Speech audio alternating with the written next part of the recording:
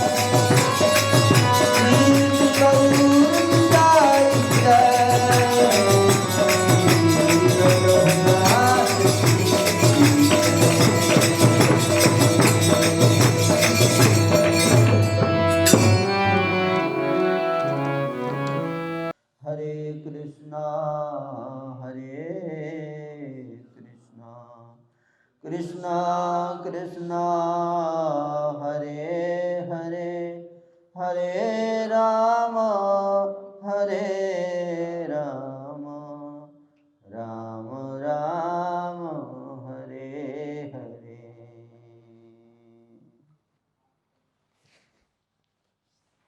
हरे कृष्ण।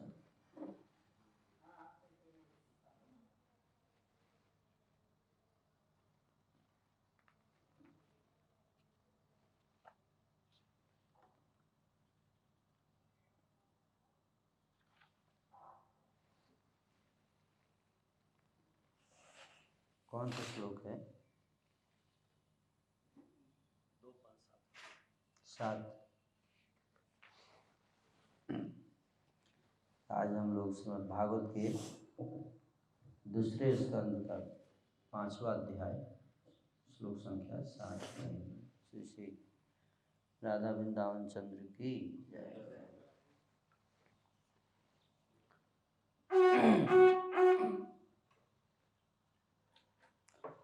स भवान् चरत् घोरम् यत्तपः सुसमाहितः तेन खेदयसे नस्त्वम्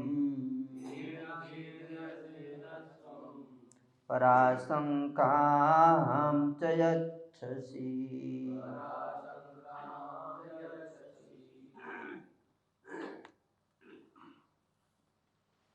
फिर भी जब हम आपके द्वारा पूर्ण अनुशासन में रहते हुए संपन्न की गई कठिन तपस्याओं के विषय में सोचते हैं तो हम आपसे भी अधिक शक्तिशाली किसी व्यक्ति के अस्तित्व के विषय में आश्चर्यचकित रह जाते हैं।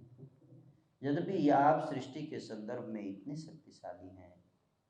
तात्पर्य: श्री नारद मुनि के चरण चिन्हों का अनुसरण करते हुए मनुष्य को चाहिए कि वह अंधे की तरह गुरु को साक्षात ईश्वर ना मान ले। गुरु का सम्मान ईश्वर के बराबर ही किया जाता है, लेकिन जो गुरु अपने आप को साक्षात ईश्वर कहे उसे तुरंत त्याग देना चाहिए। श्री नारद मुनि ने ब्रह्मा को सृष्टि करने के अद्भुत कार्य के कारण सर्वोपरि मान लिया था, लेकिन जब उन्होंने देखा कि ब्रह्मा भी किसी श्रेष्ठ पुरुष की पूजा कर रहे हैं तो उनको संदेह हुआ। परमेश्वर तो श्रेष्ठम है ही, उनका कोई आराध्य नहीं है।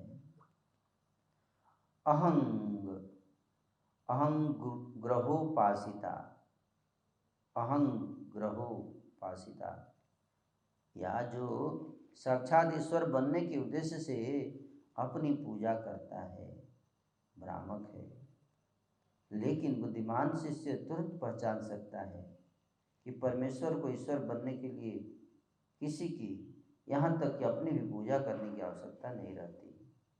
भले ही दिव्य अनुभूति के लिए अहंग्रहोपासना एक विधि हो, लेकिन इससे वह कभी ईश्वर नहीं बन सकता।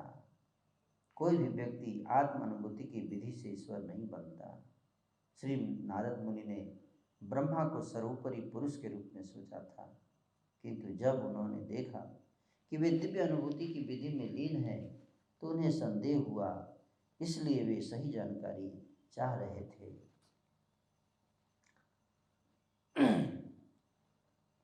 तो ये जीव का स्वभाव है। हर जीव जो इस संसार में बद्ध अवस्था में फंसा हुआ है, वो हर जीव का एक विशेष स्वभाव है,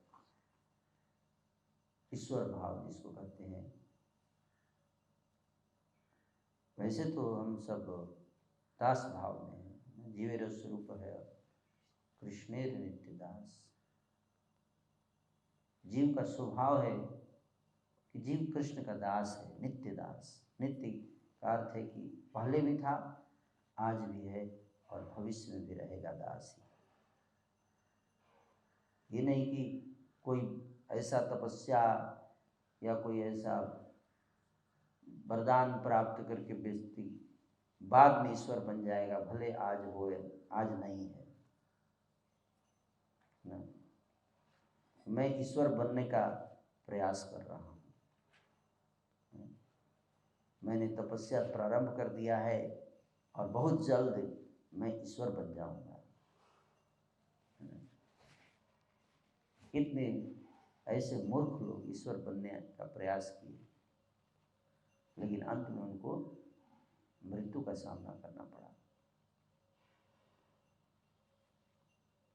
ये जीव का स्वभाव है, बद्ध जीव का स्वभाव है कि वो ईश्वर बनना चाहता है, वो स्वामी बनना चाहता है, वो भोक्ता बनना चाहता है, भोक्ता, बद्ध जीव का स्वभाव ये। लेकिन जो वास्तविक स्वभाव है जीव का, वो दास का। पहले भी दास थे, आज भी दास हैं और सदैव दास ही रहेंगे। या तो हम इसको प्रेम से स्वीकार कर लें और नहीं तो माया जो है हमको स्वीकार करवाएगी। इसलिए भगवान ने माया का निर्माण किया। दैवी सा गुणमयी मोह माया दुरत्या मामे मयि प्रबुध्यन्ते माया में ताम तरन्ति। भगवान ने जिसको जिस रूप में बनाया है वो उसी रूप में रहे तो अच्छा लगता है। लेकिन परवर्सन, इसको कहते हैं परवर्सन, परवर्टेड डिजायर। भगवान ने स्त्री को स्त्री बनाया, लेकिन स्त्री जो है वो सोचती है कि पुरुष का ड्रेस पहन लेंगे तो हम पुरुष हो जाएंगे, है ना। बस पुरुष का ड्रेस पहनने से हम पुरुष के बराबर हो जाएंगे। ये टेंडेंसी हर व्यक्ति के अंदर है। वो ये नहीं जानती है स्त्री कि पुरुष को ड्रेस पहन के वो बस इतना ही प्रमाणित कर रही है, इस अपनी इस आचरण से प्रमाणित कर रही है कि पुरुष स्त्री से श्रेष्ठ है। अगर मैं किसी का नकल कर रहा हूँ, इसका मतलब क्या है? इस बात को प्रूफ कर रहा हूँ कि मैं उससे कम जानता हूँ, तभी तो उसका नकल कर रहा हूँ। कोई नकल क्यों करेगा? अगर मैं बराबर हूँ तो नकल करने की क्या जरूरत है? मुझे जितना आपको ज्ञान है उतना मेरे को भी ज्ञान है, तो मुझे नकल करने की क्या जरूरत है आपको? अगर मैं नकल कर रहा हूँ, आपकी कॉपी में से देख रहा हूँ, इसका मतलब है कि मुझे मेरे अंदर कहीं ना कहीं ये पता है कि आपको मुझसे ज़्यादा ज्ञान है। उसी प्रकार से स्त्री जो है पुरुष की नकल करती है अगर, तो ये अपने आप में सिद्ध करता है कि पुरुष स्त्री से श्रेष्ठ मानती है, स्त्री पुरुष को श्रेष्ठ मानती है, तभी उसकी नकल करना चाहती है। लेकिन नकल करने से कोई श्रेष्ठ नहीं होता, नकल करने से कोई श्रेष्ठ नहीं होता। तपस्या करने से कोई श्रेष्ठ नहीं हो सकता। इसे उसी प्रकार से देखो, भगवान जो है, भगवान है, उनकी बराबरी, उनका पद कोई नहीं ले सकता, कोई नहीं ले सकता। हम उनके स्वभाव को हम लेने का प्रयास कर सकते हैं, उनके जो गुणों को, भगवान के जो गुण हैं, कुछ ऐसे गुण हैं भगवान के हैं, वो हम सीख सकते हैं उनसे। जैसे भगवान सच्चिदानंद है, हम लोग भी सच्चिदानंद हैं, लेकिन क्वालिटी भगवान में भी है, हमारे अंदर भी है। क्वालिटेटिवली हम लोग भगवान के समान हैं लगभग, उसमें भी हम भगवान की बराबरी नहीं कर सकते। भगवान अनंत क्वालिटियों के भंडार हैं, हम लोग जो है वो थोड़ी सी क्वालिटी है। और क्वांटिटी में भी हम लोग, जैसे समुद्र होता है तो समुद्र जो है उसमें भी H2O है, वैज्ञानिक ऐसा कहते हैं। और उस समुद्र में पानी की एक बूंद ले लीजिए तो उसमें भी H2O है। उस दृष्टि से दोनों बराबर है, दोनों H2O है ना। लेकिन कोई बोले बूंद में भी H2O है, समुद्र में भी H2O है, इसलिए दोनों बराबर हैं। बूंद को कहीं गिरा दीजिए तो कुछ नहीं हुआ, समुद्र को पटक दीजिए कहीं, पूरा शहर डूब जाएगा, है कि नहीं? पहले तो आप पटक ही नहीं पाएंगे। बूंद को आप अपनी हथेली भी उठा सकते हैं, समुद्र को आप अपनी हथेली भी उठा सकते हैं? नहीं उठा सकते। तो हम जीव हैं, जीव जो है एक बूंद की तरह है, अंश है भगवान का। मम एव अंश, हम सब भगवान के अंश हैं, भगवान नहीं है। भगवत गीता में स्पष्ट बता रहे हैं भगवान, 15वें अध्याय में, मम एव अंशः जीवलोके जीवभूतः सनातनः। देखिए, मम एव अंश, मेरा ही अंश है, मेरे को ही चैलेंज करता है, मेरा अंश है कि मेरे को चैलेंज करेगा, दो झापड़ लगाऊंगा, बदमाश नहीं कर। मेरा अंश है कि मेरे को चैलेंज करता है, ये ले दो झापड़। मम एव अंशो जीवलोके, बोले इस संसार में जो जीव है, जीव वो ऐसी मूर्खता करता है।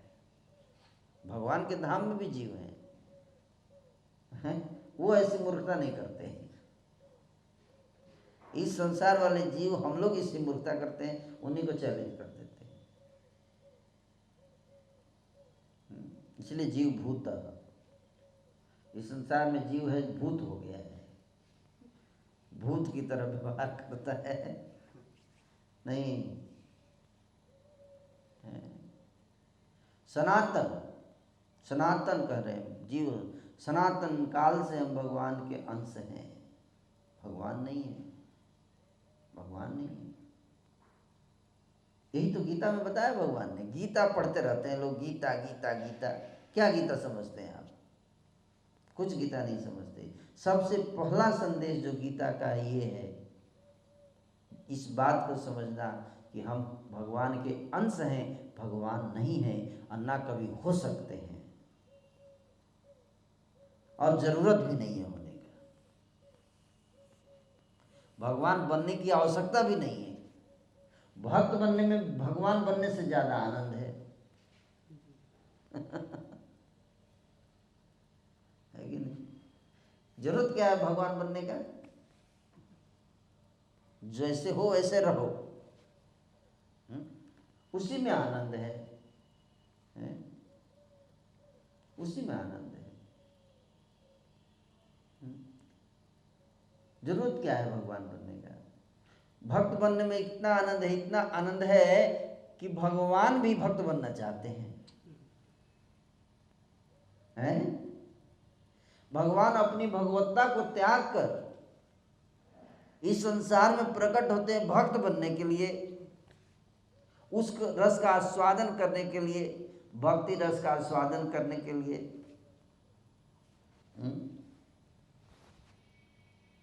बोलते हैं भगवान बनने में इतना मजा नहीं है जितना भक्त बनने में है। मैं भक्त बन के मजा, मेरे भक्त लोग इतना मजा लेते हैं, मुझे उनके चेहरे को देखने से लगे ये लोग ज़्यादा मजा ले रहा है, मैं भगवान होके उतना मजा नहीं ले पा रहा हूँ, ऐसे सोचते हैं भगवान। भक्तों को देखते जब नाच रहे, ऐसे नाच रहा है तो, इतनी खुशी में नाच रहा है तो, बढ़िया बढ़िया है तो, मैं भगवान होकर नहीं नाच रहा। ये लोग इतना प्रेम का आनंद ले रहा है, ये लोग सेवा का आनंद ले रहा है, ये लोग। तो भगवान भी सोचते मैं भी सेवा करूँगा, तुम ही लोग सेवा करोगे, मैं भी सेवा करूँगा। जैसे महाराज युधिष्ठिर का जब राजसूय यज्ञ हो रहा था, है फेस्टिवल, जैसे हम लोग विप्लव फेस्टिवल कर किए थे, तो उसी तरह से महाराज युधिष्ठिर ने बहुत बड़ा फेस्टिवल किया, पूरी पृथ्वी से फंड रेजिंग हुआ था उसमें क्योंकि बड़ा फेस्टिवल, पहले फेस्टिवल को यज्ञ करते थे, है ना? यज्ञ में अलग अलग प्रकार के यज्ञ होते थे, जैसे अलग अलग प्रकार के फेस्टिवल, उद्गार फेस्टिवल है, विप्लव फेस्टिवल है, उमंग फेस्टिवल है। उसी तरह से पहले फेस्टिवल को यज्ञ बोला जाता था, राजसूय यज्ञ, वाजपेयी यज्ञ, अश्वमेध यज्ञ, अलग अलग प्रकार के फेस्टिवल थे। तो इतना बड़ा उत्सव का आयोजन किया जा रहा था, सबको सेवा बांटी जा रही थी कि इसको क्या सेवा दिया जाए। भगवान श्री कृष्ण जो है स्वयं सेवा डिवाइड कर रहे थे कि इसको ये जिम्मेदारी है।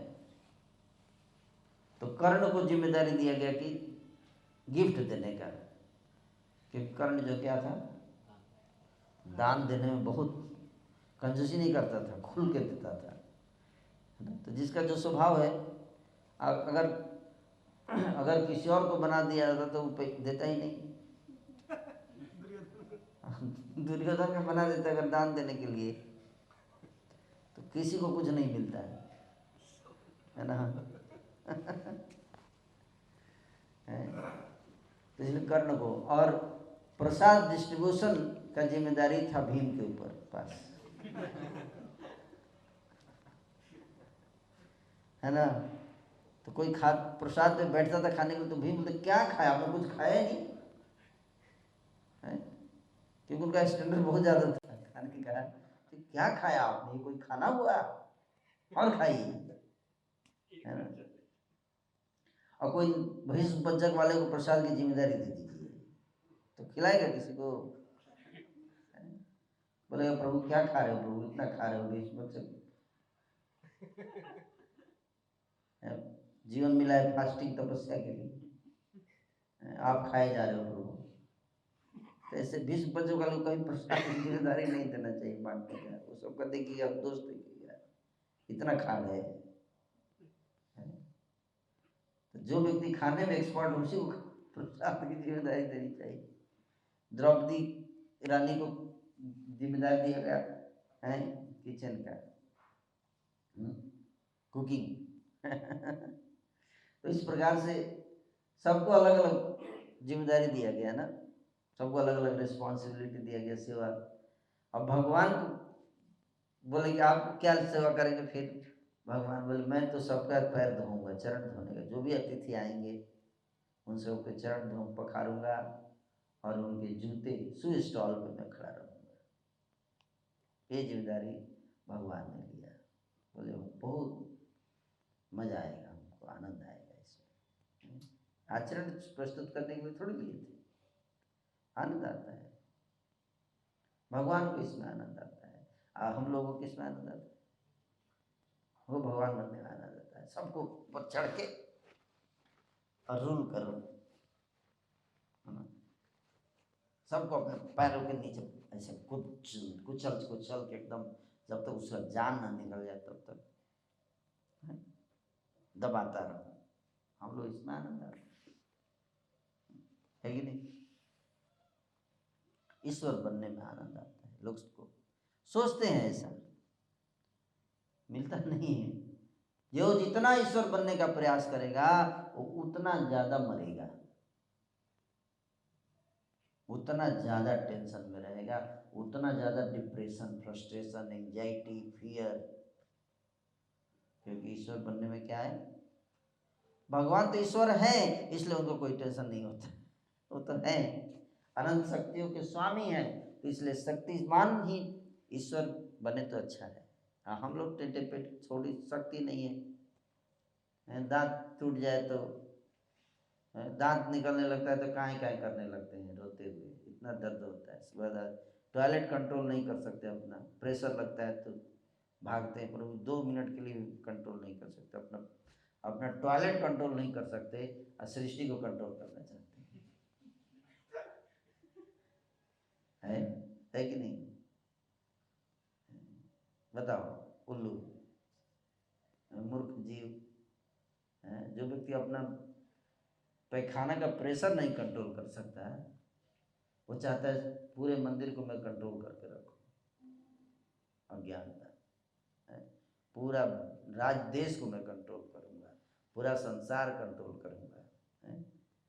कितनी अज्ञानता है बताओ, कितनी अज्ञानता है। कुछ नहीं है उसके बस में, सब उधार लेके बैठा है। बुद्धि भगवान से उधार लिया, सब कुछ उधार लिया, कान उधार लिया, आँख उधार लिया, नाक उधार लिया और दिखाता है देखो मैं कितना महान आदमी।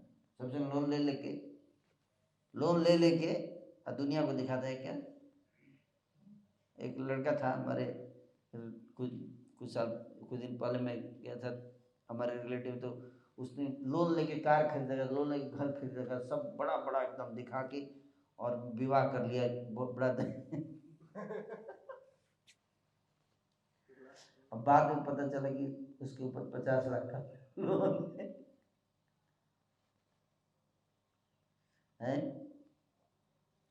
ऐसे मूर्ख लोग हैं, सब भगवान से लोन लेते हैं, भगवान का लेकर भगवान का खाते हैं, भगवान का पीते हैं, भगवान के द्वारा बनाई गई आँख से देखते हैं, भगवान का सब कुछ करते हैं और बोलते हैं मैं भगवान हूँ।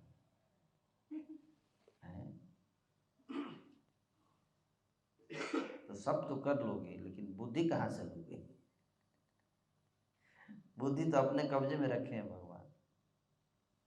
न मत स्मृति ज्ञानम अपोहनम च। इसलिए एक उल्लू भगवान को है, उसका उल्लू सीधा करने के लिए दूसरा उल्लू भगवान फिर आता है अच्छा आप भगवान हैं, हाँ तो मैं भी एक और भगवान में आया इधर से। अब ये दो भगवान आए और फिर टकराते हैं आपस में। Let us prove who is real उल्लू भगवान हम दो उल्लू भगवान में से कौन मेन उल्लू भगवान है? तो दोनों में से एक दूसरे को पटक के मारता है, फिर वो बोलता है मैं महा उल्लू भगवान है। तब तक फिर तीसरे उधर से आता है, अच्छा तू भगवान है, अब मैं तुमको बताता हूँ। तो कभी शांति से नहीं बैठ पाएगा। जो भगवान बनने का प्रयास करेगा कोई ना कोई आके उसके भगवत्ता को चैलेंज करता ही रहेगा इस संसार में। और जैसे ही कोई चैलेंज करेगा तुरंत आपको अपनी भगवत्ता को प्रूव करने के लिए लड़ाई करना पड़ेगा। लड़ाई, स्ट्रेटजी, प्लानिंग, तैयारी, ये वो, रात में नींद नहीं आएगी भगवान को, है कि नहीं? इसलिए भगवान बनने की प्रयास करने से ज्यादा अच्छा है क्या बनना? तृणादपि सुनीचेन तरोरपि सहिष्णुना अमानिना मानदेन कीर्तनीय सदा हरि। चैतन्य महाप्रभु ने क्या कहा? तृणादपि सुनीचेन, विनम्र बनो, इसमें आनंद है। तृण से भी नीच मानकर अपने को, तृण से नीच। चैतन्य महाप्रभु बोले मैं तृण से नीच मानो, वृक्ष से भी अधिक सहनशील बनो, मिथ्या मान की भावना से सर्वथा शून्य होकर और दूसरों को पूर्ण मान देने वाला होकर ही भगवान नाम का कीर्तन करो। हरे कृष्ण कृष्ण कृष्ण हरे हरे, हरे राम राम राम हरे हरे। यही तो है। नहीं तो हर व्यक्ति का काल भगवान ने बनाया है, काल उसको डराने के लिए, उसको चिंता में, कुंठा में डालने के लिए इस सृष्टि में कोई ना कोई पीछे लगा रहता है। जैसे ही आप कोई पेड़ लगाओगे, कोई फसल लगाओगे, कोई फल लगाओगे, तुरंत उसका कीड़ा दुश्मन आ जाएगा। आप जानते, पता नहीं कहाँ से आता है, आके घुस जाएगा वहीं पे। आपको ऐसे नहीं दिखेगा, ऐसे नहीं दिखेगा। जैसे ही आपने अमरूद लगाया, अमरूद वाला आ जाएगा, पता नहीं कहाँ से कीड़ा अटैक कर देगा उस पर। केवल इंसान की जोनी में नहीं, मनुष्य की जोनी ही नहीं, जानवरों की जोनी में, पशुओं की जोनी, वृक्षों की जोनियों में भी उनके भी शत्रु होते हैं। उनको चैन से नहीं रहने देते, चैन से ग्रो नहीं करने देंगे। ये संसार ऐसा है। इसलिए ब्रह्मा जी से पूछ रहे हैं यहाँ पे नारद जी। ब्रह्मा जी सृष्टि के रचयिता हैं, गुरु जी भी हैं, गुरु हैं, नारद जी के गुरु सृष्टि की रचना करते हैं, पहले व्यक्ति हैं इस संसार में, ऐसा लोग कहते हैं। लेकिन नारद जी ने सोचा कि मेरे पिता ब्रह्मा पहले व्यक्ति हैं इस संसार में, पहले गुरु हैं इस संसार में, पहले टीचर हैं इस संसार में, सारी देवता सब कुछ उनसे निकले हैं, senior most devotee, first devotee in this universe है। तो बोले आप ही सर्वशक्तिमान है, मैं तो पहले ही जानता था कि पिताजी गुरु महाराज आप सबसे श्रेष्ठ हैं, मैं तो आपको ही भगवान मानता था, सारी सृष्टि आपसे निकली है?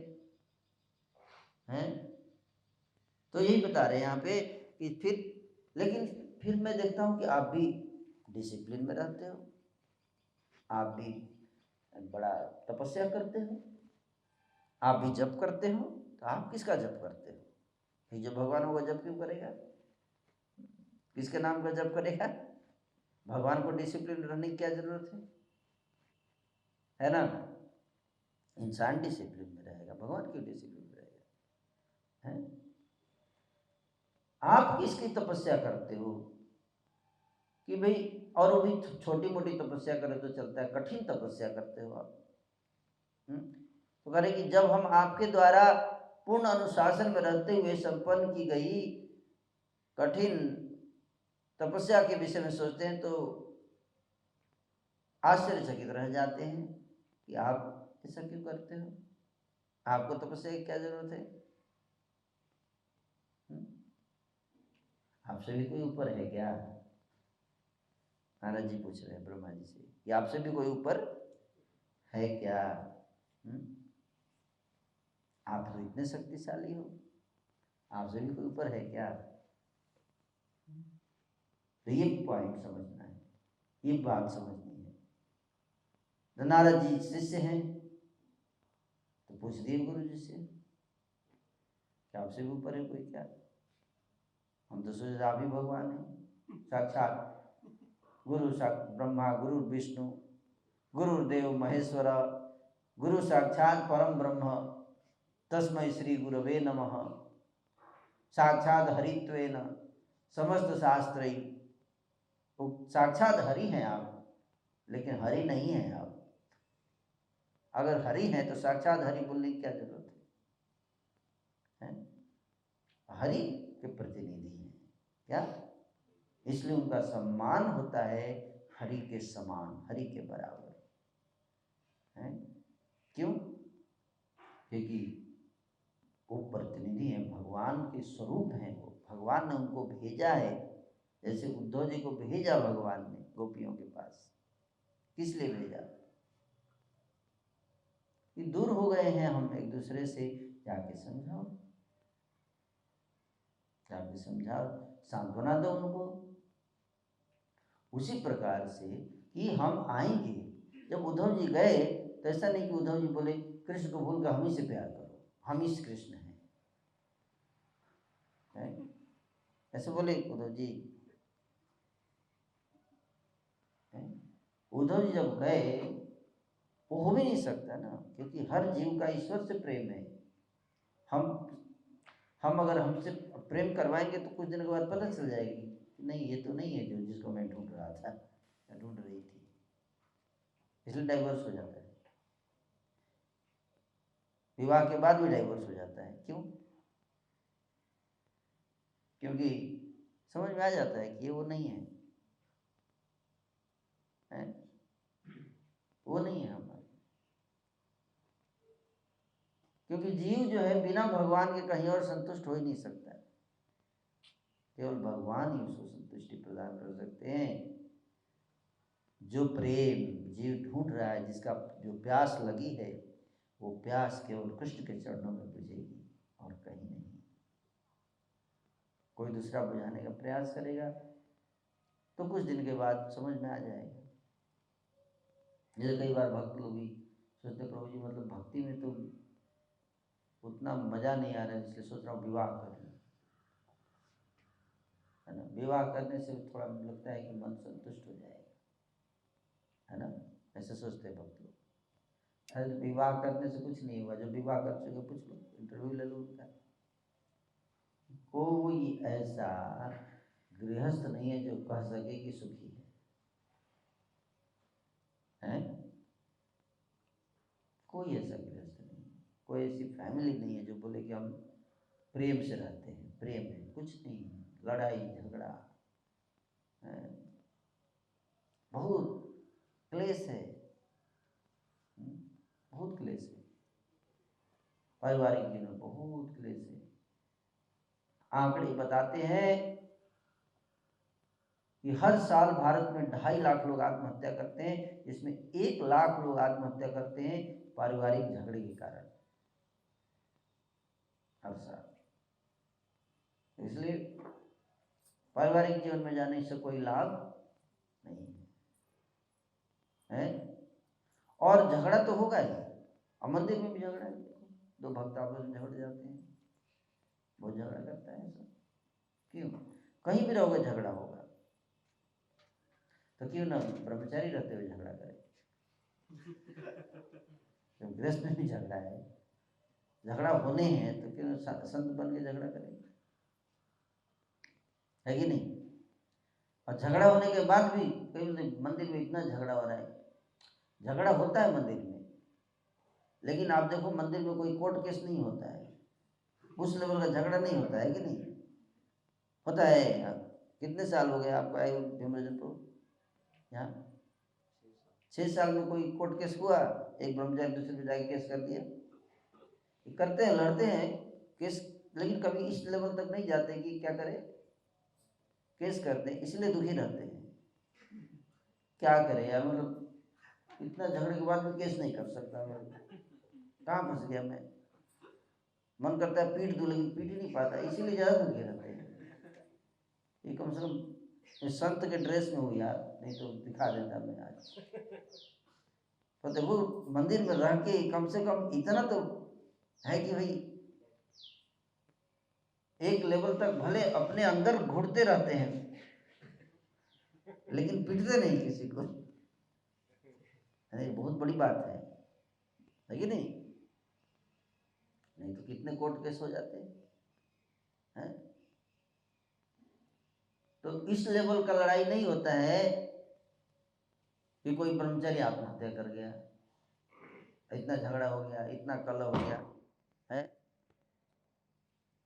इतना क्लेश हो गया मंदिर में कि ब्रह्मचारी फ्रस्ट्रेट होकर आत्महत्या कर लिया। सुने ऐसा? झगड़ा उगड़ा करने के बाद प्रसादम का टाइम जब आता है, देखो एकदम बड़ा मजे से एकदम जम भी खाते, है कि नहीं? प्रसाद खाएंगे, फिर कीर्तन होगा तो नाचना शुरू कर देंगे। अरे अभी तो झगड़ा कर रहा था, टेंशन में था, है ना? लेकिन अभी नहीं सुना कि ब्रह्मचारी आत्महत्या कर गया, है ना? ऐसा नहीं होता है। इन फैमिली लाइफ में तो झगड़ा होता है तो मर जाते हैं लोग, मार के देते हैं, मर जाते हैं, एक दूसरे आत्महत्या कर लेते हैं ना, ऐसा आता है स्थिति। क्यों क्यों ऐसा? आप जानते हैं क्यों ऐसा?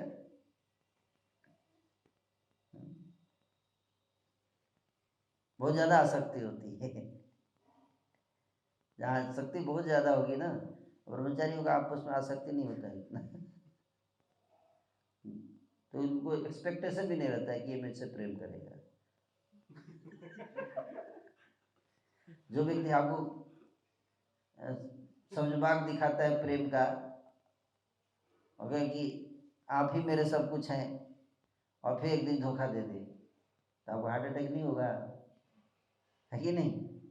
तो ब्रह्मचारी ऐसे नहीं है, वो तो शुरू से ही क्लियर रखते हैं कि भैया आप भी मेरे नहीं हो, हैं? अपना अलग हिसाब किताब अलग रहेगा, है ना? उतना अटैचमेंट नहीं रहता है ना कि एक दूसरे के लिए आत्महत्या कर ली, इतनी दोस्ती हो गई कि उसने दोस्ती तोड़ दिया तो हार्ट अटैक हो गया। होती ही नहीं इतनी दोस्ती, है ना?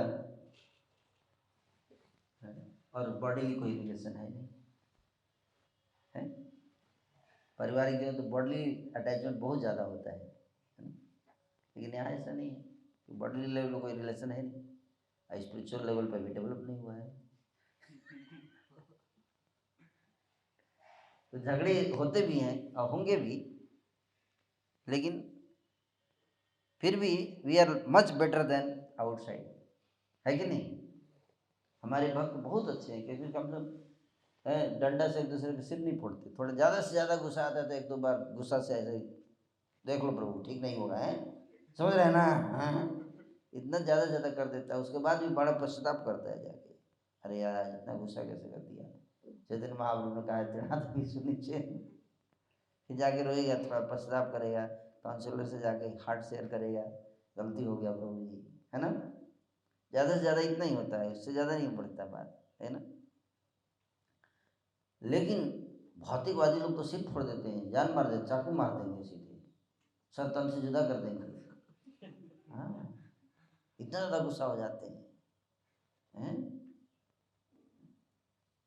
तो ये जो है समस्या है कि देखिए भगवान बता रहे हैं यहाँ पे कि हमको दास दास अनुदास के भाव में रहना है। क्या? दास दास अनुदास के। तो नारद जी जो देख रहे हैं कि हमारे गुरु जी जो हैं या पिताजी ब्रह्मा जी, ठीक है पिता हैं हमारे, हमको उन्होंने जन्म दिया है। ये आजकल लोग माता पिता ही भगवान है? तो माता पिता भगवान तो टन टन पूजा क्यों करते हैं? किसका पूजा करते हैं टन टन जाके मंदिर में? अगर वही भगवान है तो मंदिर में जाके मन्नत क्यों?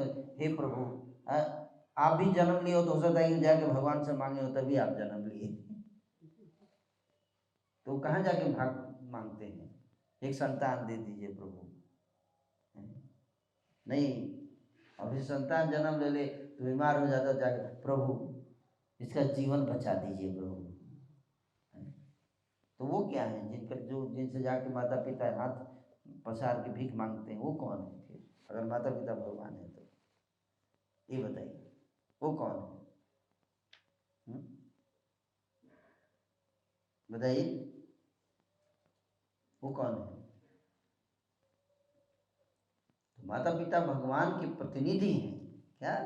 जब भी ऐसा शास्त्र में बताया जाता है कि भगवान के समान माता पिता को देखो, तो ये नहीं सोचना कि वो भगवान हो गए, वो भगवान के प्रतिनिधि हैं। भगवान उनको माध्यम बना के हमको इस संसार में जन्म देते हैं, हमारा पालन पोषण करते हैं, इसलिए उनका सम्मान भगवान के समान ही होना चाहिए। लेकिन वो भगवान को रिप्लेस नहीं कर सकते। उसी तरह से गुरु को भगवान गुरु भेजते हैं हमारे जीवन में, ताकि गुरु के माध्यम से हमको ज्ञान दिया जा सके। लेकिन इसलिए हमको गुरु का सम्मान, उनकी इज्जत भगवान के बराबर में करना चाहिए। लेकिन कभी भी ये नहीं सोचना चाहिए कि गुरु भगवान हो गए, भगवान को रिप्लेस नहीं कर सकता गुरु। तो सनातन धर्म में बहुत बड़ी समस्या है, बहुत बड़ी समस्या। बाकी धर्म में तो अगर ऐसे बोलेंगे तो सब तन से जुदा कर देंगे आपका, सही बता रहे। जिस दिन आपने बोल दिया कि माता पिता अल्लाह नहीं, तुरंत सर तन से जुदा कर दिया जाएगा, तुरंत। बोल ही नहीं सकते आप, बराबर ही नहीं कर सकते, उनके बराबर कोई नहीं हो सकता। क्लियर मैसेज है, और जरूर है, होना भी चाहिए ऐसे। यहाँ पे हर व्यक्ति कुत्ता को भी भगवान बना देते हैं, नमो नारायणाय, हर जगह घट घट में वही है। ये देखिए कुत्ता भगवान आ रहे हैं, प्रणाम कर सकते हैं इनको, नमो नारायणाय। सबके अंदर भगवान है। अरे सबके अंदर भगवान है तो सब भगवान हो गए हैं? कुत्ता भगवान हो गया, सूअर भगवान हो गया, कहते दरिद्र नारायण, दरिद्र भगवान। अरे भगवान दरिद्र कैसे होगा? कितना बड़ा अपमान है। भगवान को बोला कि गरीब हो गए भगवान। सूअर भगवान, भगवान मल खाएंगे, कितना बड़ा अपराध है ये, हैं? कितना बड़ा अपराध है कि हर व्यक्ति भगवान है, आप भी भगवान, वो भी भगवान, वो भी भगवान। ये भगवान का बहुत बड़ा अपमान है। अज्ञानी लोग ऐसा करते हैं। भगवान की स्थिति बहुत उच्च है, भगवान कभी तमोगुण में, रजोगुण सत्वगुण में नहीं आते, तीनों गुणों से ऊपर है, सदैव अपनी नित्य चेतना में स्थित रहते हैं। तो इसलिए कभी भी ये भगवान की करुणा है कि वो बताते हैं कि गुरु का सम्मान करो भगवान के बारे में। भगवान यहाँ गुरु का मेरे समान ही, मेरी बराबर सम्मान दो। यहाँ तक कि भगवान इतने करुणामय हैं, इतने कृतज्ञ महसूस करते हैं कि कहते हैं कि मेरे से ज़्यादा सब पूजा करो मेरे भक्त का। यहाँ तक कहते हैं कि मद भक्त पूजा व्यधिका, मेरे भक्तों की पूजा मुझसे भी ज़्यादा करो। भगवान बोलते हैं, लेकिन भक्त को ऐसा नहीं बोलना चाहिए। देखो भगवान ने क्या कहा है? भगवान ने कहा नहीं कि उनसे ज़्यादा मेरी पूजा करो, कहा है कि नहीं कहा है? बोलो, कहा है ना? तो फिर भगवान की पूजा क्यों करता है? मेरी कर है? अरे पागल आदमी, जब भगवान कहे तू क्या, तेरे को भी तो कुछ कहना चाहिए। वो तो भगवान ने अपने पार्ट कर दिया, अपना रोल प्ले कर दिया, कि बोल दिया कि तुम गुरु का। अब तुमको गुरु क्यों बनाया? तेरे को गुरु बनाया गया ताकि तू बोल कि नहीं, भगवान तुम्हारे वास्तविक स्वामी हैं, उनकी सेवा कर। तेरे को जो काम दिया गया था वो काम करेगा तब तो तेरी पूजा होगी, तब तो तू गुरु है। तो पहले तो गुरु है ही नहीं तू। जिस समय तू बोलता है कि भगवान की पूजा मत कर, हमारी पूजा कर, उस दिन तू गुरु हुआ रहेगा ही नहीं, वो गुरु है ही नहीं। फिर जो गुरु है उसको भगवान से ज़्यादा पूजा करना है। लेकिन जब गुरु बोलता है कि भगवान को पूजने की जरूरत नहीं, मेरी पूजा करो, तो वो गुरु है ही नहीं, उसको लात मारना है ऐसे गुरु को। इज डॉग, प्रभुपाद जी क्या कहते हैं? Is dog. वो आया था भगवान से मिलन कराने जीव का, करा क्या रहा? अपने से मिलन करा रहा है। हस्बैंड वाइफ में डाइवोर्स हो गया तो बीच में बिचौलिया आया, दोनों को मिलन कराने के लिए खुद ही विवाह करके चला गया। बड़े बाज मिलन है, कितना बड़ा पाप है ये, कितना बड़ा पाप है ये। आप देखिए, जीव संसार में भटक रहा है भगवान से दूर होके, है ना। और सब लोग तो उल्लू बनाते ही हैं उसको। हर व्यक्ति उस जीव को उल्लू बना रहा है कि मैं तुमको सुख दूंगा, मैं तुमको सुख दूंगा, मेरी पूजा कर, मन मना, भव मद भक्त, मद्याजी, माम नमस्कुरु। हर व्यक्ति यही तो बोलता है कि मेरा चिंतन करो, मुझसे प्रेम करो, दिल में मुझे बसा लो। इसका अर्थ क्या होगा? मन मना, मन मना, मुझे दिल में बसाओ, मद भक्तो, मेरी सेवा करो, मद्याजी, मेरी पूजा करो, माम नमस्कुरु, मुझे प्रणाम करो, है ना।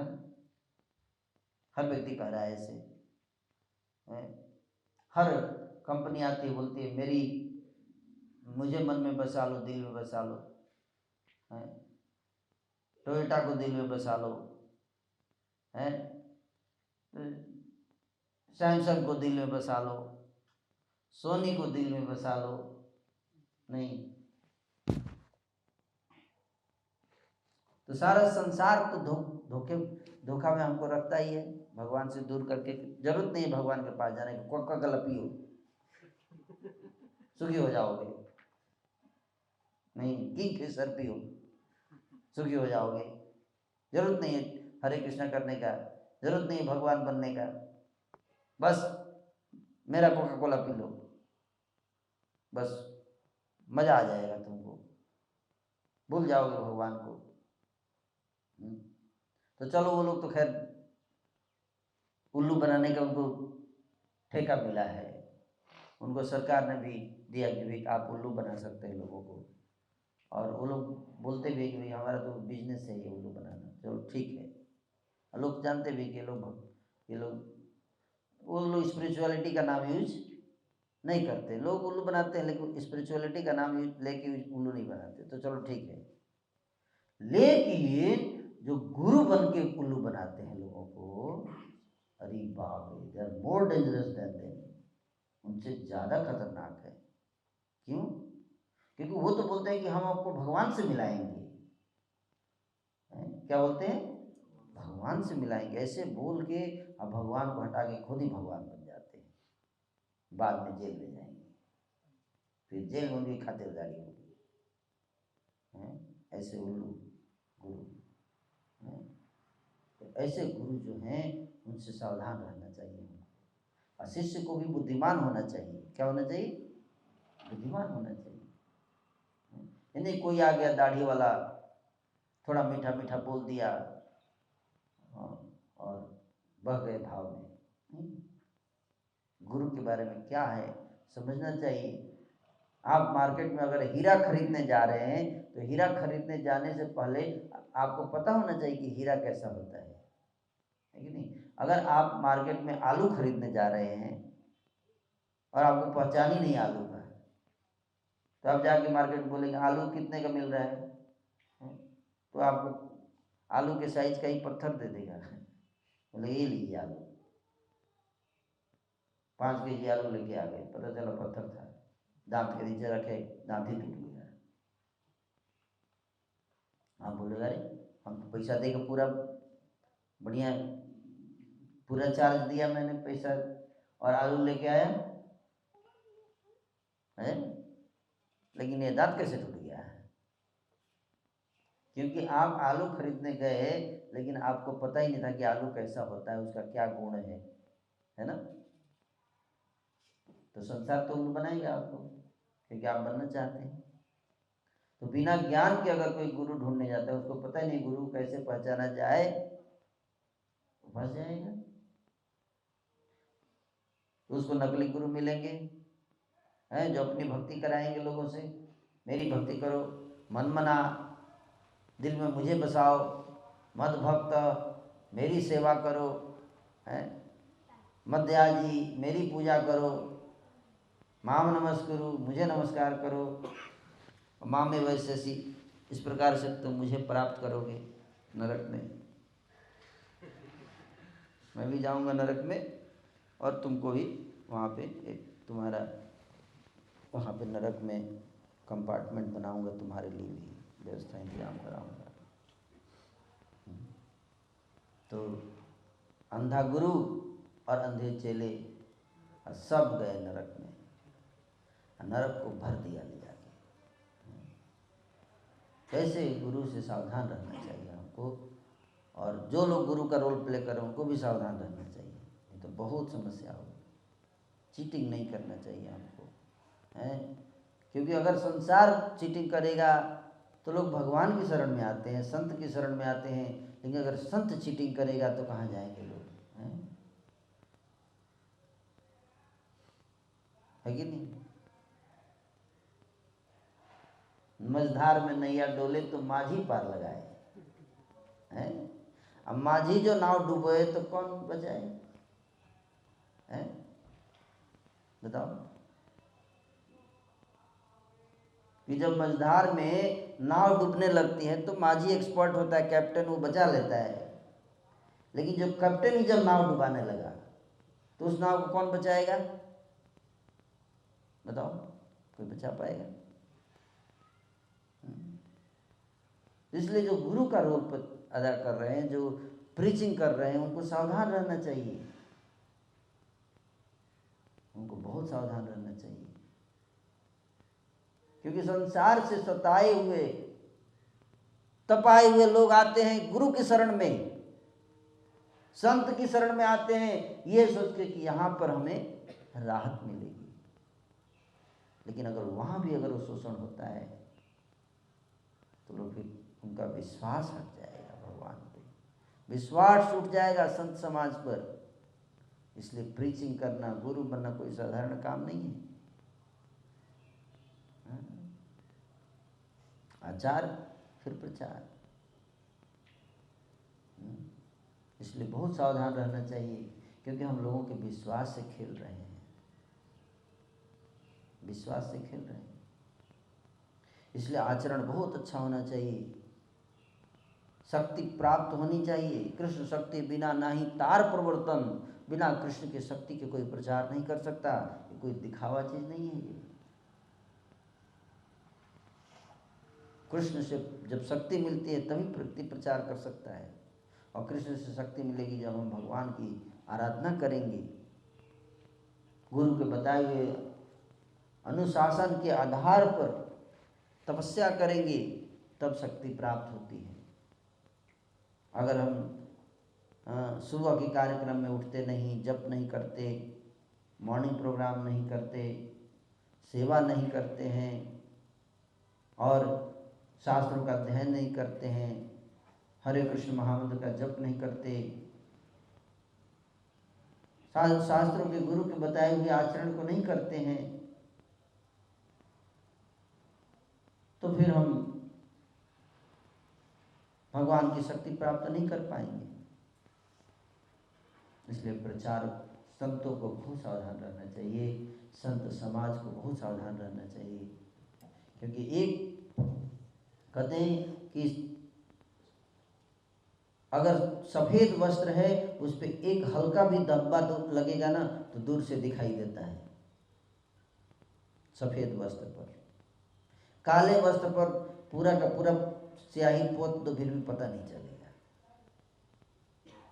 लेकिन सफेद वस्त्र पर एक हल्का भी स्याही का धब्बा लग जाए तो दूर से दिखता है। दिखता है कि नहीं? सन्यासी अल्प छिद्र सर्वलोक गाय। संत के चरित्र में थोड़ा भी अगर दोष होगा तो सारा संसार उसको गान करता है उसको, देखो कितना दोष है कि नहीं। क्योंकि संत से आशा नहीं की जाती है। ऐसी कोई एक संत का अगर चरित्र गिर जाता है तो मीडिया में महीनों महीनों चर्चा होती है, उस पर कई सारे सिनेमा बनता है कि नहीं? क्यों ऐसा क्यों बताइए? बहुत ज़्यादा अपेक्षाएं होती हैं, बहुत ज़्यादा अपेक्षाएं होती हैं। ये ड्रेस जो है कोई दिखावा नहीं है, एक जिम्मेदारी है। ये जिम्मेदारी है, रिस्पॉन्सिबिलिटी है। इसको पहनने के बाद बहुत अपेक्षाएं होती है इस ड्रेस से। इसलिए ये जिम्मेदारी का काम है, इसको हमें लाइटली नहीं लेना चाहिए। और जब ये गिरता है ना तो लोगों का विश्वास खत्म हो जाता है। कितने लोगों का विश्वास खत्म होता है। इसलिए आज धर्म के सबसे बड़े दुश्मन अगर कोई है तो बॉलीवुड नहीं है, मुस्लिम नहीं है। सबसे बड़े शत्रु हमारे संत, झूठे संत हैं, जो लोगों को भगवान की भक्ति से ना जोड़कर उनको भटकाते हैं और फिर स्वयं गिर जाते हैं। और जब वो गिरते हैं लोग सोचते हैं भगवान है ही नहीं। अगर भगवान हो, जो हम सबको भगवान के बारे में बता रहे वही गिर गए इसका मतलब भगवान उनको नहीं बचा पाए तो हमको क्या बचाएंगे? है कि नहीं? जो गुरु हमें भगवान के बारे में बता रहा है वही, उसी को भगवान नहीं बचा पाए, वही सन्मार्ग पर नहीं चल पाया, तो हम उसके बताए कि मार्ग पर चल के भगवान को कैसे प्राप्त कर लेंगे? इसका मतलब भगवान ये सब ढोंग है, ढकोसला है, दिखावा है। इससे नास्तिकता बढ़ता है, अधर्म बढ़ता है, व्यभिचार बढ़ता है। और कलयुग इसलिए किसको अटैक करता है? संतों को अटैक करता है। कलयुग के एजेंट हैं फॉल्स संत, झूठे संत। कलयुग के एजेंट इस तरह से वो अधर्म फैलाता है, धर्म का नाश करता है कलयुग। इसलिए हमको सावधान रहना चाहिए, बहुत सावधान रहना चाहिए। तो ब्रह्मा जी यहाँ पे नारद जी कहते हैं, हे प्रभु आप किसकी आराधना करते हो, आप किसकी तपस्या करते हो, क्या आपसे भी श्रेष्ठ कोई है? बड़ी ईमानदारी के साथ आगे ब्रह्मा जी बताएंगे, हैं? बहुत ईमानदारी से, आंखों में अश्रु आ जाएंगे ब्रह्मा जी के। जब नारद जी ऐसा प्रश्न पूछेंगे तो ब्रह्मा जी की आंखों में आंसू आ जाएंगे, रोने लगेंगे।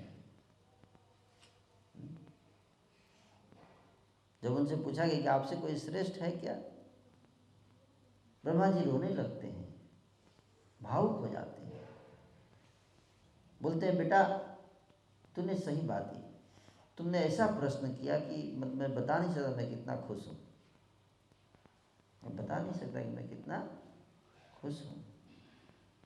तुम्हारे इस प्रश्न करने से मुझे कृष्ण की याद आई, तुमने मुझे कृष्ण की स्मरण कराया, इसलिए तुम बहुत प्रिय हो मुझे। और फिर ब्रह्मा जी बताते हैं कि मैं तो कृष्ण का दास हूँ, मेरे स्वामी कृष्ण हैं और उन्होंने मेरे माध्यम से सृष्टि का कार्य किया, मैं तो उनका दास हूँ। और ब्रह्मा जी बताएंगे सारा सत्य, झूठे गुरु नहीं है ब्रह्मा जी, सत्य गुरु हैं, सही बात बताते हैं।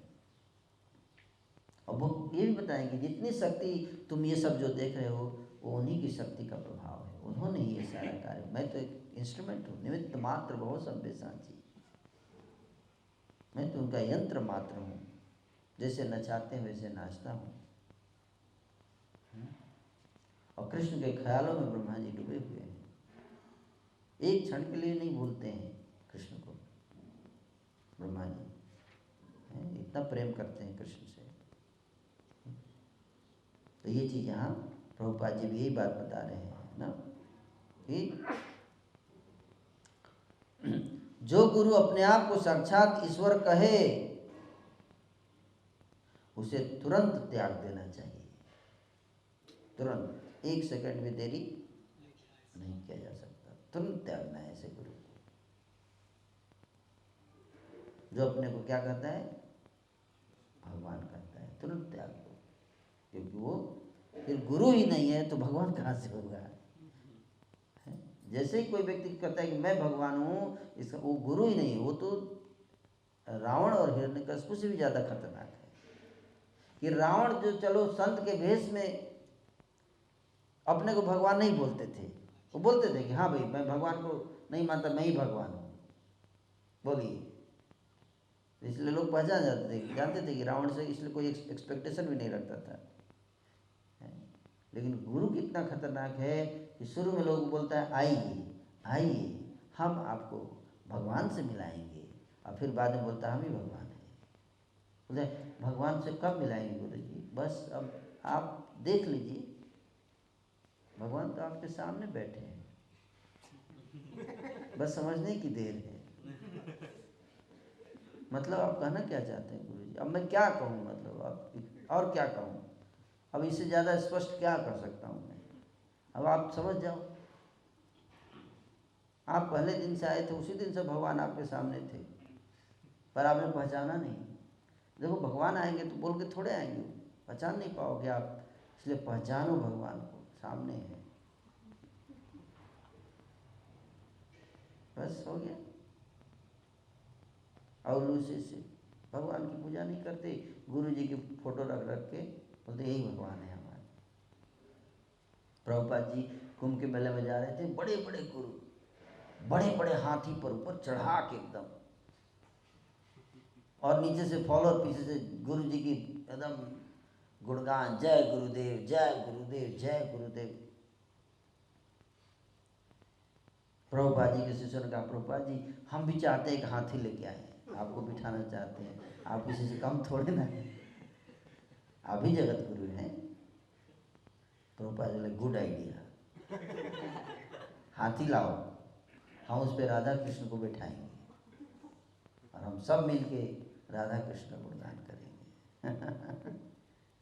ये अंतर है प्रभुपाद में और बाकी झूठे गुरुओं में। बाकी लोग खुद अपना सम्मान चाहते हैं कि प्रभुपाद जी ने देखो कैसे, इसलिए ये गुरु है वास्तविक, यही तो प्रेम है। नहीं तो कौन हाथी पे बैठना नहीं चाहता है। हाथी सामने देखता है तो भगवान को याद आएंगे, मतलब पहले बैठ यार बाद में देखेंगे हरे कृष्णा भगवान, यही तो कैरेक्टर टेस्ट है। भगवान चेक करते हैं, भगवान टेस्ट करेंगे, हाथी देंगे, घोड़ा देंगे, सब पे बिठाएंगे, आपको चेक करेंगे कि उस समय याद करता है हमको कि नहीं याद करता है कि नहीं। परीक्षा लेंगे आप, हर जीव की परीक्षा होगी, गुरु की भी परीक्षा होगी। अब गुरु जो वास्तविक गुरु होगा, जो वास्तव में भगवान से प्रेम करेगा, वो कभी अपने आप को भगवान के पद पर नहीं बिठाएगा। वो भगवान के दास के रूप में हमेशा स्थित रहता है, भगवान से अथाह प्रेम करता है, भगवान का पोस्ट नहीं छीनना चाहता, पोजीशन नहीं छीनना चाहता,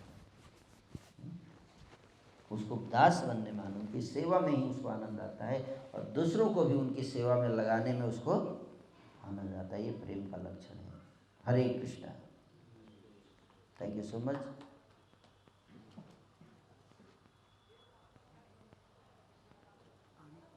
है आगे का संवाद तो आगे की क्लास में जो आएंगे वो बताएंगे, बताएंगे ब्रह्मा जी। हे मेरे वत्स, ब्रह्मा आगे पूछते हैं, हे पिताजी, आप सब कुछ जानने वाले हैं और आप सबके नियंता हैं, अतः मैंने आपसे जितने सारे प्रश्न किए उन्हें कृपा करके बताइए जिससे मैं आपके शिष्य के रूप में इन्हें समझ सकूं। ब्रह्मा जी कहते हैं, हे मेरे वत्स, तुमने मुझे मुझ सहित सब पर करुणा करके ही ये सारे प्रश्न पूछे हैं। बोला कि मेरे पर तुम ये जो तुम प्रश्न पूछते हो, वास्तव में तुमने मेरे ऊपर करुणा किया, कृपा करके पूछा है, क्योंकि इनसे मैं श्री भगवान के पराक्रम को बारीकी से देखने के लिए प्रेरित हुआ। जैसे पूछे कौन आपको शक्ति देता है, किसकी पूजा करते हैं आप, तुरंत कृष्ण की याद आ गई उनको। कृष्ण का स्मरण जो कराए वही हमारा सबसे बड़ा हितैषी है। बस ब्रह्मा जी, फिर तुमने मेरे विषय में जो कुछ कहा है वह असत्य नहीं है, क्योंकि जब तक कोई उन भगवान श्री भगवान के विषय में अवगत नहीं हो लेता जो मुझसे परे परम सत्य रूप हैं, तब तक वह मेरे सशक्त कार्यकलापों से निश्चित रूप से मोहित होता रहेगा। श्री भगवान द्वारा अपने निजी तेज से की गई सृष्टि के पश्चात मैं उसी प्रकार सृजन करता हूँ जिस प्रकार की सूर्य द्वारा अग्नि प्रकट होने के उपरांत चंद्रमा, आकाश, प्रभावशाली ग्रह तथा टिमटिमाते तारे भी अपनी चमक प्रकट करते हैं। जितने तारे हैं, चंद्रमा है, आकाश है, जितना लाइट है ये संसार में, वो सब सूर्य के प्रकाश से आता है कि नहीं? सूर्य के प्रकाश से। ये उपमा दे रहे हैं ब्रह्मा जी। उसी तरह से हम लोग क्या है, चंद्रमा है, सूर्य प्रकाशित होगा तभी चंद्रमा प्रकाशित होगा, उसका रिफ्लेक्शन आता है। तो ब्रह्मा जी बोले मेरी जो शक्ति है वो सब भगवान की ओरिजिनल सोर्स है। मैं क्रिएटर हूँ, लेकिन विसर्ग ब्रह्मा जी करते हैं, लेकिन सर्ग भगवान करते हैं। प्राथमिक क्रिएशन, प्राथमिक सृष्टि का काम जो है भगवान महाविष्णु करते हैं, और द्वितीय सृष्टि जो है ब्रह्मा जी करते हैं। तो इस तरह बताएंगे आगे, पूरा बहुत लंबा है तो पूरा अध्याय आगे सब सृष्टि प्रक्रम सारा बताएंगे ब्रह्मा जी। इसी प्रश्न के उत्तर बताएंगे, कैसे सृष्टि करता हूँ, भगवान कैसे सृष्टि की रचना करते हैं, मुझे माध्यम बनाते हैं, सब बताएंगे। हरे कृष्णा। कोई प्रश्न?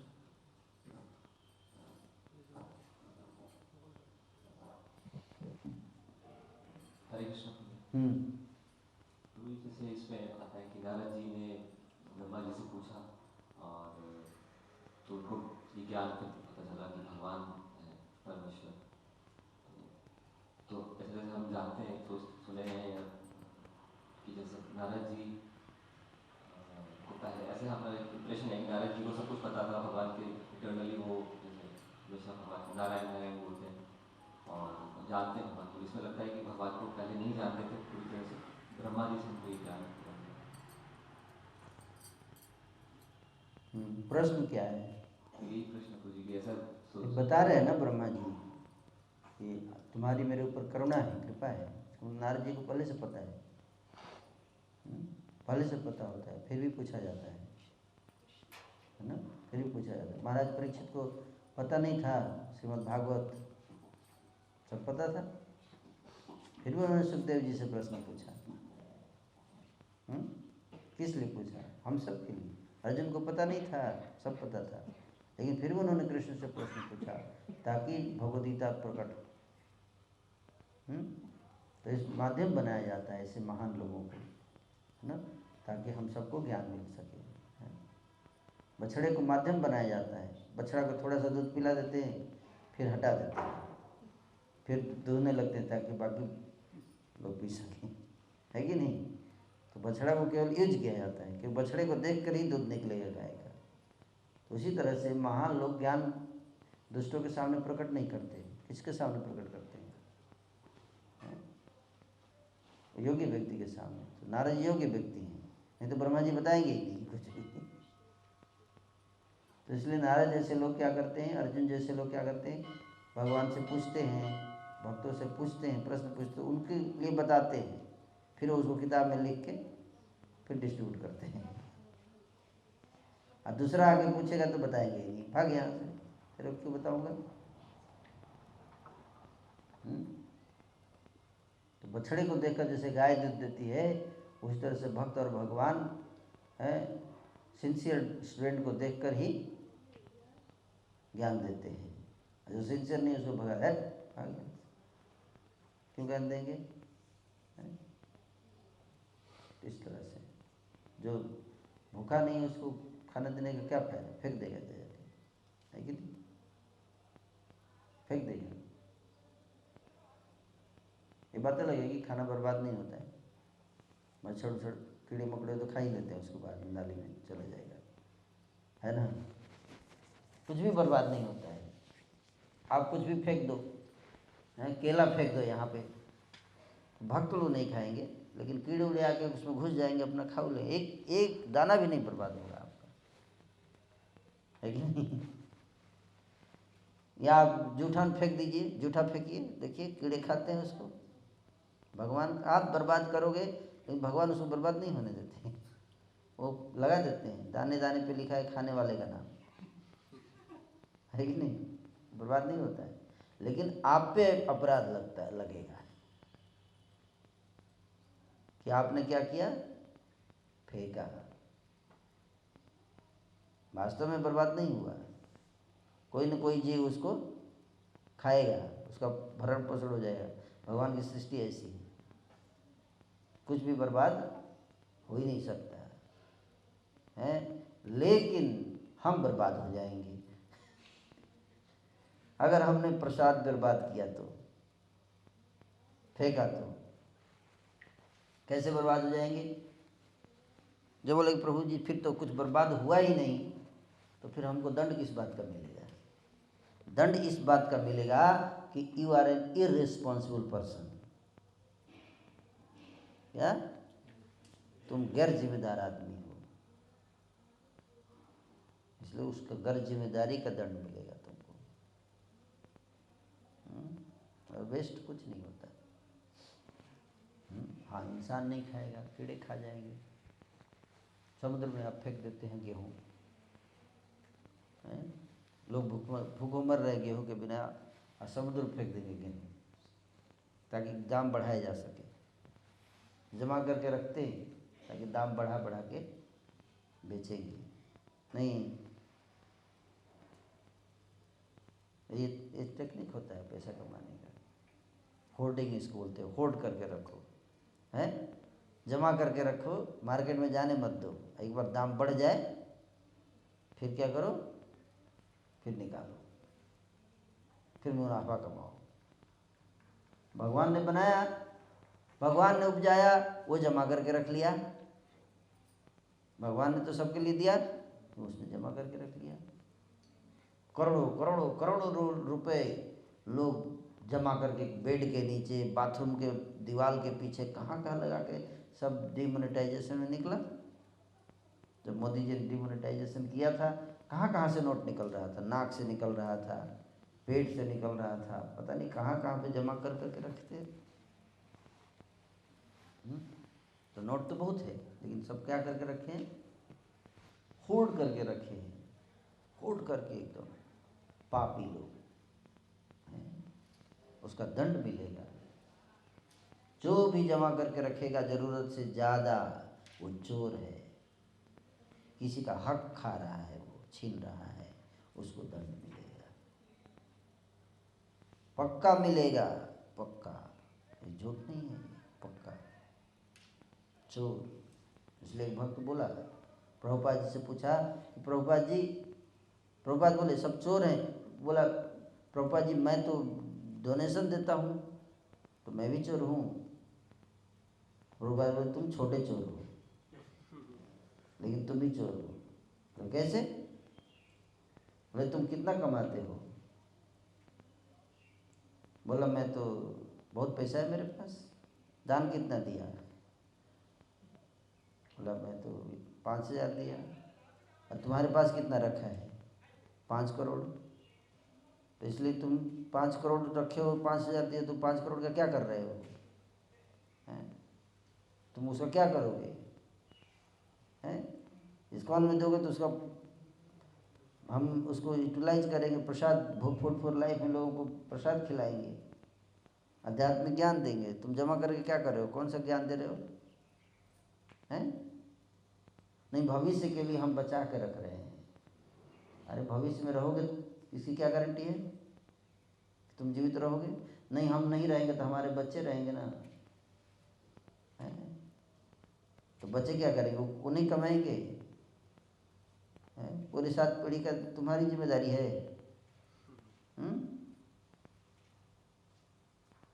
तो वो क्या करेंगे? वो बैठ के खाएंगे। बैठ के खाएंगे नहीं, बैठ के उड़ाएंगे।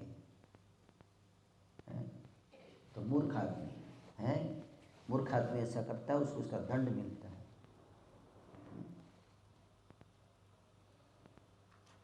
Okay, clear? और कोई प्रश्न है? ये जो परवर्टेड डिजायर है अपना, जिसके कारण जीव नकल करता है, जैसे भी ईश्वर भाव या मास्टर मेंटल, तो हम समझते हैं, ध्यान में सुन रहे हैं, फिर भी कब तक इसको अपने स्वभाव में, जैसे महबूब बोलते हैं, हमें सिखाया जाता है, तो इसको कैसे, इसको इस भाव को मेंटेन करें कि इसी भाव में रहना आ ही जाता है। प्रयास करिए, कीप ट्राइंग ट्राइंग ट्राइंग। ले भागवत कथा में आओगे तो कथा सुनने से, सत्संग करने से, हैं, मार्गदर्शन में रहो, हैं, सावधान रहो, बहुत सावधान रहना चाहिए। आगे ब्रह्मा जी प्रार्थना करेंगे भगवान से, हे प्रभु आपने मुझे इंचार्ज बना दिया सृष्टि का, कहीं मैं आपकी माया में ना फंस जाऊँ। बहुत प्रार्थना करेंगे भगवान, फिर उनका हाथ पकड़ के उनको आश्वस्त करेंगे कि आप चिंता मत करो, मेरी कृपा से आप मेरी माया में नहीं फंसो। भगवान से प्रतिदिन प्रार्थना करते रहना चाहिए। इसलिए प्रभुपाद जी भगवान के सामने जाकर हाथ जोड़कर प्रार्थना करते थे, हे प्रभु मैं आपकी माया में ना फंस जाऊँ। हम सब तो कुछ नहीं है, देवता लोग देखो, इंद्र जो है देवराज हैं, मोहित हो गए, ब्रजवासियों को ही डुबाने लगे, पूरे भक्तों को डुबा रहे हैं। सोचो, अहंकार के कारण ब्रजवासी इतने प्रिय हैं भगवान को, अहंकार किसी को भी आ सकता है। तो इसलिए प्रार्थना, प्रभुपाद जी ने बताया क्या सबसे बेस्ट चीज़ क्या है, ठाकुर जी के सामने जाके प्रार्थना करो, और दूसरा वरिष्ठ वैष्णवों के मार्गदर्शन में रहो, उनसे बहस मत करो, हैं। वो अगर कुछ बात बोलते हैं काफ़ी सोच समझ के बोलते हैं, वो ध्यान से सुनो, हैं। अगर उनकी बात को ध्यान से सुनोगे, गुरुजनों की बात को ध्यान से सुनोगे, तो कुछ गलती भी होगा तो क्या होगा, वो सुधार लिया जाएगा। बट अगर उनसे आप बहस करोगे तो फिर वो बोलना बंद कर देंगे, जब वो बोलना बंद कर देंगे तो फिर समस्या बढ़ती है, फिर भगवान डायरेक्ट माया चार्ज संभाल लेंगे, and that is very difficult, है ना। तो ये 2 चीज़ बहुत इंपॉर्टेंट, कि भगवान से प्रार्थना और वैष्णवों के मार्गदर्शन में रहो। अगर आपसे कुछ गलती होती है तो आपके ऊपर जाएगा, सुपीरियर के पास जाएगा, कंप्लेन जाएगा कि आप है ना मिसयूज कर रहे हो अपने पावर का। तो ऊपर से फिर आपको जब समझाया जाएगा तो आप वहाँ से भी लड़ने लगे तो फिर क्या होगा, फिर वो भी बोलना बंद कर देंगे, फिर और ऊपर जाएगा, फिर वहाँ से और ऊपर जाएगा, फिर सीधे भगवान के पास जाएगा, फिर भगवान माया को ट्रांसफ़र कर देंगे केस। फिर माया देवी बोलेंगे ठीक है प्रभु, हम तो इंतज़ार कर ही रहे थे, सेवा बहुत दिनों से नहीं मिला है, कोई मोटा माल नहीं मिला है, लीडर नहीं मिला है बहुत दिनों से, है ना, समझ बात हो।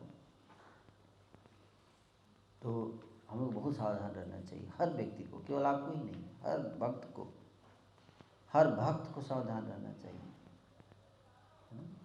तो भगवान हम सबको केयर करते हैं, लेकिन अगर हम उसका नाजायज़ फ़ायदा उठाएंगे, असावधान रहेंगे और केयरलेसली डील करेंगे और भगवान से प्रार्थना भी नहीं करेंगे, वरिष्ठ वैष्णव का सुनेंगे नहीं, तो हमको उसका फल भुगतना पड़ेगा, है ना। तो 2 लाइफ लाइन हमको देते हैं भगवान, लाइफ लाइन, एक वैष्णव से वरिष्ठ वैष्णव लाइफ लाइन, है ना। तो उस लाइफ लाइन को हमें यूज़ करके बच जाना चाहिए, है ना। जैसे कौन बनेगा करोड़पति में, अगर आप भूल जाते हो तो क्या होता है, एक लाइफ लाइन रहता है ना।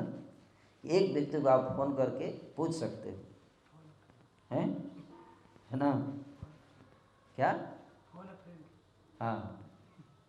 तो उसी तरह से हमारे लाइफ में वरिष्ठ वैष्णव हैं, गुरुजन हैं, भगवान ने उनको दे रखा है, तो वो हमको, अगर हम उनके अनुगत रहेंगे तो हमें कभी हमको दिक्कत नहीं होगी। लेकिन अगर हम स्वच्छंद हो जाएंगे, स्वतंत्र हो जाएंगे, तो फिर दिक्कत होता है, ठीक है। और यहाँ मंदिर में सबके ऊपर भगवान ने हर टेम्पल प्रेसिडेंट रखा है, टेम्पल प्रेसिडेंट की बात माननी चाहिए बाकी लोगों को, है ना। ठीक है, हम उससे असहमत हो सकते हैं, लेकिन फाइनली अथॉरिटी स्वीकार करो, अथॉरिटी स्वीकार करो, और कुछ से असहमत है उनसे ऊपर बताओ, लेकिन अगर ऊपर से भी अगर आपको बोला जाता है कि नहीं आप फॉलो करो, तो फॉलो करो, है कि नहीं। कई बार भक्त इतना गुस्सा हो जाते हैं, नहीं हमको, हमारे साथ अन्याय कर रहे हैं टेम्पल प्रेसिडेंट, इंचार्ज यहाँ के। अरे क्या अन्याय, कि आपको प्रसाद नहीं दे रहे हैं, आपको भूखों मार रहे हैं, या आपको जप करने से मना कर रहे हैं, क्या अन्याय कर रहे हैं। मैनेजमेंट ठीक से नहीं कर रहे हैं, मैनेजमेंट टेंशन क्यों ले रहे हैं आप अपना प्रसाद खाओ ना, भक्ति करो ना, इसके लिए आए हो कि मैनेजमेंट करने आए हो, है कि नहीं। मैनेजमेंट की जिम्मेदारी उनकी है, जैसे बोलते हैं करो, है ना। और अगर कुछ लॉस होगा तो उनका लॉस होगा, है कि नहीं। और लीडर को ऐसा सोचना चाहिए कि नहीं, अगर कोई भक्त कुछ ध्यान से बता रहा है तो उसको ध्यान से सुनो, हैं, उसको सुनो, इग्नोर मत करो उसको, हैं, उसकी बात को अनसुना मत करो। हाँ बोलिए प्रभु, पहले ध्यान से सुनो, मानो या ना मानो वो बात की बात है ना, कम से कम सुनो उसकी बात को, है। कोई बच्चा भी कुछ बोलता है, अगर हम उसकी बात को नहीं सुनते हैं तो उसको गुस्सा आता है, मुझे बात नहीं सुनने का मतलब वैल्यू नहीं दे रहे हैं हम उसको। पॉइंट ये नहीं कि उसका बात सही है या गलत है, बात ये है कि आप सुन नहीं रहे हैं, इसका मतलब आप उसको वैल्यू नहीं दे रहे हैं।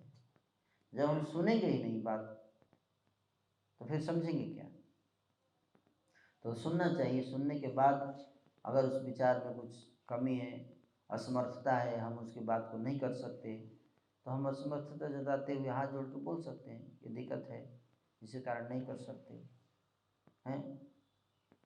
प्रेम से समझाओ, भक्तों को प्रेम से, लीडर को प्रेम से डील करना चाहिए जूनियर्स के साथ। और जूनियर्स को भी, जो सबॉर्डिनेट हैं, जो अनुगत हैं, उनकी जिम्मेदारी बनती है कि बहस ना करें अपने सीनियर से, क्योंकि बहस करेंगे तो फिर, है ना। जैसे एक गडेरिया था, है ना, गडेरिया था, तो वो गांव से बाहर रहता था, तो एक दिन रात में अचानक उसने चिल्लाना शुरू कर दिया, भेड़िया आया, भेड़िया आया, भेड़िया आया। तो गांव के सारे लोग सोच रहे, लगता है भेड़िया आ गया है, उसको बचाने के लिए सब गए वहाँ पे। झोपड़ी के अंदर गए तो देखे वो बैठा हुआ था, कोई भेड़िया नहीं था, और सबको देख के हंसने देखो तुम लोग उल्लू बना दिया मैंने, है क्या, उल्लू बना दिया, है ना। गाँव लोग बड़ा आश्चर्य हुआ, अरे हम इसको बचाने आए, ये मजाक कर रहा है हम लोगों से। फिर अगले दिन फिर वो चिल्लाने लगा, भेड़िया आया, भेड़िया आया, भेड़िया आया। तो आधे लोग बोले नहीं नहीं, कल तो उल्लू बनाया था इसने, आज फिर बना रहा होगा, आज नहीं जाएंगे हम लोग। आधा लोग तो नहीं गए, लेकिन आधा लोग के अंदर अभी भी करुणा था, बोले नहीं, बड़ी करुणा से पुकार रहा है, जरूर जाना चाहिए, है ना। तो आए, फिर बोल रहा है, हंसने लगा देखो फिर कैसे आदमी है यार, तुम लोग दोबारा उल्लू बन गए, कल के एक्सपीरियंस से भी नहीं सीखा तुम लोगों ने, तो माहौल हो तुम लोग। बोले हम लोग करुणा के लिए आए और ये हमको उल्टा और माहौल में बोल दिया। फिर तीसरे दिन जो है फिर चिल्लाने लगा भेड़िया, और तीसरे दिन वास्तव में भेड़िया आ गया था, लेकिन भेड़िया आया उसको खा गया, कोई उसको सहायता के लिए नहीं आया। समझ में आ रहा है कुछ? तो उसी तरह से केवल फैशन के लिए सीनियर मत रखो, गुरु मत रखो फैशन के लिए, ठीक है ना। उनकी बात को सुनो, मानो, अगर कुछ समझाते हैं। फैशन के लिए प्रेसिडेंट नहीं रखना है, फैशन के इंचार्ज मत बोलो कि इंचार्ज है मंदिर के फैशन के लिए। मंदिर का इंचार्ज ये तब माने जाएंगे जब मंदिर के सारे भक्त इनकी बात को मानेंगे, सुनेंगे, तब तो इंचार्ज है, नहीं तो किस चीज़ का इंचार्ज है? जब कोई इंचार्ज मानता ही नहीं है, तो कौन सा इंचार्ज है? तो कोई बोलता है ये हमारे फैमिली के मुखिया हैं, लेकिन उनकी बात कोई मानता ही नहीं है, तो किस प्रकार का मुखिया है? मुखिया तब मानेंगे जब सब लोग उनकी बात को मानेंगे। उसी तरह से है, तो इसलिए मंदिर के जितने हैं सबको अपने अधिकारियों का जो है उनको सम्मान करना चाहिए। उनकी बात अगर कुछ बोलते हैं तो बहस ना करके सुनो, पहले सुनो, हमारे इंचार्ज बोल रहे हैं, भगवान के प्रतिनिधि हैं, ऐसे सोचना चाहिए। कुछ बोल रहे हैं तो ये सोचना चाहिए कि भगवान की तरह सम्मान देना चाहिए, है ना, भगवान बोल रहे हैं, है ना, ऐसे सोचना चाहिए, है ना। लेकिन बोलने वाले को भी ध्यान रखना चाहिए कि सामने वाला बोल रहा है कि भगवान बोल रहा है, ऐसा सोच रहा है, तो हमको सावधानी से बोलना है, नहीं तो भगवान की तरह ही हमें बोलना चाहिए। अगर हम गुस्सा में डांट उठ दिए तो बोले भगवान तो ऐसा नहीं करते, इसका मतलब भगवान के सही प्रतिनिधि नहीं है, है ना। तो हम भगवान को रिप्रेजेंट कर रहे हैं, तो वास्तव में भगवान की तरह हमें डील करना चाहिए, सीखना चाहिए, और फिर हमें बड़े सावधानी से, प्रेम से भक्तों से डील करना चाहिए। तो जब इस तरह का वातावरण होगा तो मंदिर का माहौल बहुत अच्छा रहेगा, है ना। आपका प्रश्न क्या था?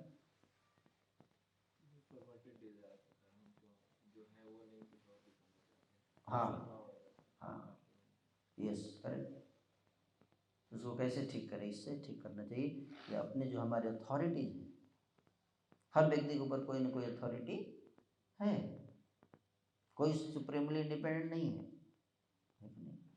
लेकिन अथॉरिटी है तब जब हम मानेंगे। हम मानेंगे नहीं तो अथॉरिटी का क्या फायदा है कि नहीं।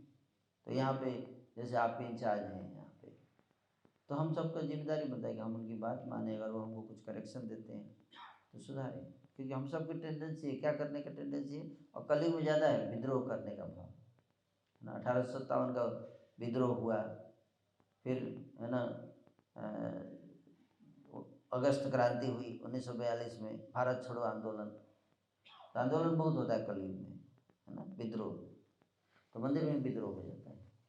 नहीं, विद्रोह मत करो, कोऑपरेट करना है, क्या कोऑपरेट करना है, फॉलो करना चाहिए सुपीरियर्स की बात को, सुनना चाहिए क्या कह रहे हैं, ये नहीं कि हम अपना अलग ही राग आलाप रहे हैं।